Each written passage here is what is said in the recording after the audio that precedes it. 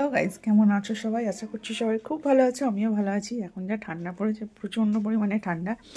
তো কয়েকদিন আগে তোমাদের একটা ভিডিওতে আমি মাশরুমের একটা সিড বেড দেখিয়েছিলাম। তো অনেক দিন ধরে মাশরুমের সিড বেডটাই মানে আমি রোজই দেখছি, কিন্তু কিছুই দেখতে পাচ্ছি হচ্ছে না। আমি ভাবছি যে খারাপ হয়ে গেল নাকি, তাও আমি ফেলে দিইনি, রেখে দিয়েছিলাম। মানে কোনো দিনই তো কিছু এভাবে সিট বেড নিয়ে করি না। আমি ভাবছি যে অনেক দিন হয়ে গেছে, হয়তো বা খারাপ হয়েছে। তো তাও আমার ফেলা হয়নি গো, মানে ফেলিনি গো আমি আর কি।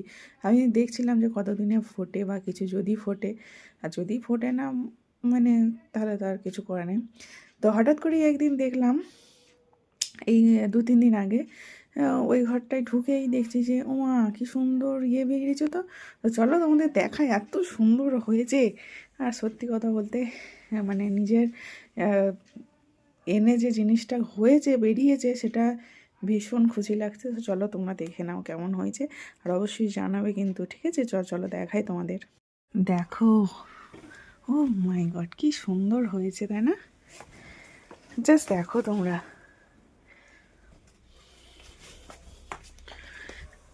এখন রাতের বেলায় ভিডিওটা যেহেতু করছি, সেহেতু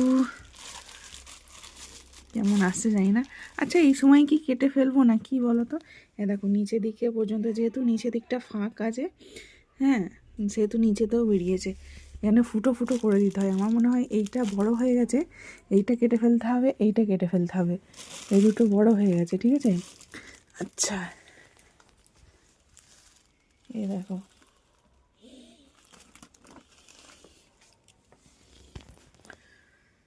কি সুন্দর হয়েছে জাস্ট। তাহলে বলো কেমন লাগলো? আমার তো ভীষণ মানে ভালো লাগছে, মানে খুব ভালো লাগছে।